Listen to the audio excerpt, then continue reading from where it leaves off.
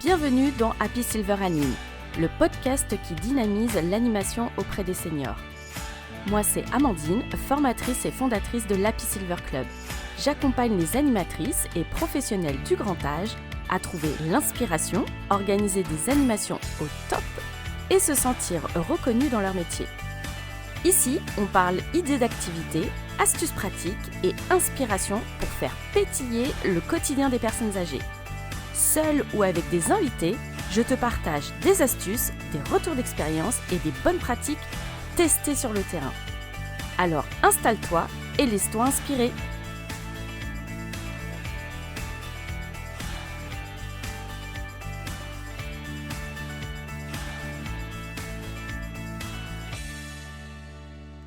Aujourd'hui, j'avais envie de te parler d'un sujet. Alors, très concret mais rarement discuté, j'ai envie de te dire, le fameux changement d'heure. Donc là, aujourd'hui, je vais te parler du passage à l'heure d'hiver. Alors tu sais, ce petit décalage d'1 heure qu'on vit 2 fois par an, pour toi et moi, ça signifie juste dormir 1 heure de plus ou de moins. Mais pour les seniors qui vivent par exemple en EHPAD, c'est pas si simple, hein. Donc ça peut bousculer leur rythme, leur sommeil, leur humeur. Et forcément, ça a un impact sur les animations, les activités et sur la vie quotidienne au sein des structures. Donc aujourd'hui, je vais te partager pourquoi le changement d'heure perturbe particulièrement les seniors résidant en EHPAD, ce que moi j'ai pu observer sur le terrain quand j'étais animatrice, et je vais te partager 3 conseils pratiques pour que tu tentes en tout cas d'adapter et d'accompagner au mieux tes seniors. Alors, tu sais déjà que notre corps a une horloge biologique interne. On appelle ça le rythme circadien. Et ce rythme est beaucoup plus fragile chez les personnes âgées et d'autant plus chez les personnes âgées dépendantes, désorientées ou autres.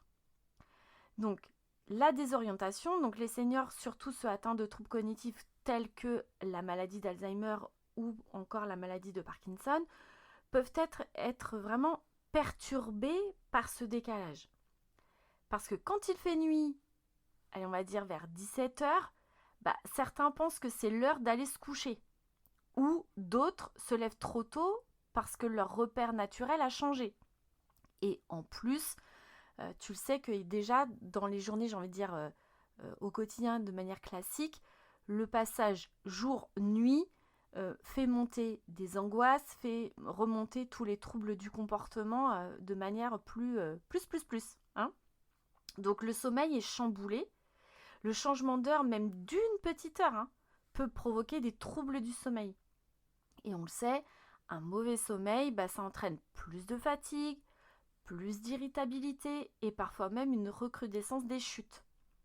Parce que le fait d'être agité, déambulé, anxieux, agressif, voilà, ça peut franchement contribuer à d'autres complications. Donc l'agitation, c'est... Moi j'ai vu tellement de seniors devenir plus nerveux ou plus agités les jours qui suivent le passage à l'heure d'hiver. Alors j'ai envie de te dire, même lors des pleines lunes, franchement on a vu en équipe des changements d'humeur, des troubles qui étaient plus ancrés. Et encore une fois, comme je te dis, le fameux passage jour-nuit. Donc les soignants le remarquent aussi, il y a davantage de déambulation, d'angoisse et surtout en fin de journée. Donc bref, cette petite heure qu'on croit finalement anodine peut avoir de vraies conséquences. Alors, moi, ce que j'ai vu sur mon terrain quand j'étais animatrice en EHPAD, donc chaque année, à l'approche de l'heure d'hiver, je remarquais quand même qu'il y avait une ambiance, mais en tout cas quelques changements, en tout cas il y avait des différences dans l'établissement. Les résidents semblaient fatigués plus tôt.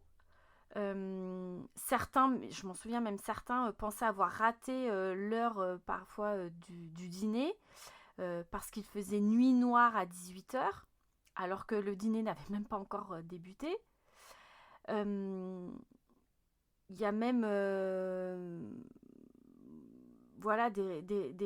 des seniors qui étaient agressifs verbalement.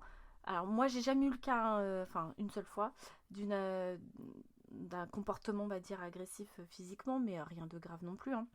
Mais en tout cas, euh, les seniors peuvent, ceux qui ont des troubles cognitifs très ancrés, peuvent vraiment avoir un autre comportement. Moi, je me souviens, il y avait un résident qui avait dit, mais en fait, pourquoi est-ce que vous me gardez debout si tard? En fait, il est déjà minuit. Et en fait, quand finalement il voit qu'il y a une horloge ou sur sa montre, en fait, bon bah voilà, là j'ai eu de la chance. En fait, il a éclaté de rire, il a dit ah bah non, en fait, non, non, c'est finalement c'est pas l'heure. Mais après, plusieurs fois dans la soirée, il est revenu poser la même question, finalement, quelle heure il est, quelle heure il est, quelle heure il est, à l'équipe de nuit. Et finalement, bah, on voit que ce changement d'heure n'est pas anodin. Parce que cette désorientation bah, peut provoquer de l'anxiété, du stress et finalement même perturber, j'ai envie de dire, la vie en collectivité finalement. Alors, toi en tant qu'animatrice et moi quand je l'étais, il faut forcément adapter, anticiper aussi les activités pour que aider, accompagner en tout cas au mieux les seniors à mieux vivre ce passage. Et là encore une fois, je parle que du changement d'heure, mais il y a aussi le changement du passage, encore une fois, jour-nuit. Mais ça, ce serait l'objet d'un autre épisode. Alors, 3 conseils pratiques en tout cas pour accompagner les seniors sur ce changement d'heure. Déjà, le premier, c'est d'adapter les horaires des activités. Donc la semaine du changement d'heure, il faudrait éviter en tout cas au maximum les activités trop stimulantes en fin de journée et d'avancer peut-être certains ateliers. Alors quand je dis avancer, c'est pas de changer les horaires, hein, mais c'est d'intervertir et donc de proposer des temps collectifs plutôt dans l'après-midi. Comme ça permet de respecter le rythme biologique des seniors. Deuxième point aussi, deuxième conseil, ça pourrait être de miser sur des animations davantage apaisantes. Donc de choisir des activités plus douces en fin de journée, relaxation guidée, écoute de musique relaxante, de la lecture, atelier sensoriel, projection d'un documentaire ou d'un film. Voilà, des choses davantage plus bien-être, calme, détente. Donc le but, c'est vraiment d'accompagner la transition vers la soirée et pas d'ajouter de l'agitation. Et là, d'ajouter de la transition vers le changement d'heure. Alors, troisième conseil pratique, hein, surtout, c'est d'informer, d'impliquer l'équipe. Alors, le changement d'heure, il faut aussi en parler lors des transmissions. Pourquoi pas aussi rappeler aux familles que leurs proches vont peut-être être un peu plus fatigués ou désorientés à ce moment-là, peut-être même dans la semaine. En tout cas, il va y avoir des changements. Donc, il ne faut pas aussi s'inquiéter de ce changement de comportement. C'est aussi lié à ce changement d'horaire. De proposer aux soignants de travailler main dans la main avec toi en tant qu'animatrice. Et parfois, un simple changement de timing ou une petite lumière tamisée peut tout changer. Donc, ne pas hésiter à proposer, comment je pourrais dire ça, d'instaurer comme un rituel, on va dire, lumineux dans la soirée. Donc, par exemple, ce serait, si la possibilité, il y a bien sûr, d'allumer progressivement des lampes douces quand la nuit tombe. En fait, pour symboliser la fin de la journée et donner aussi un repère aux seniors. Il y avait aussi la communication pour aussi informer et anticiper, donc que ce soit en équipe mais aussi les seniors. Je mettais toujours une affiche impliquant et montrant le changement d'heure. Donc à telle date, nous perdrons 1 heure de sommeil. Ah oui, puis j'indiquais si on perdait ou si on gagnait 1 heure de sommeil, et donc d'indiquer le changement d'horaire. Et avec l'agent de maintenance et avec l'ensemble des équipes hôtelières et soignantes, on vérifiait que l'ensemble des, on va dire, pendules, montres, horloges dans l'établissement et dans les espaces à la fois donc de vie collective et dans les espaces individuels, donc dans les chambres, que tout soit bien mis à l'heure.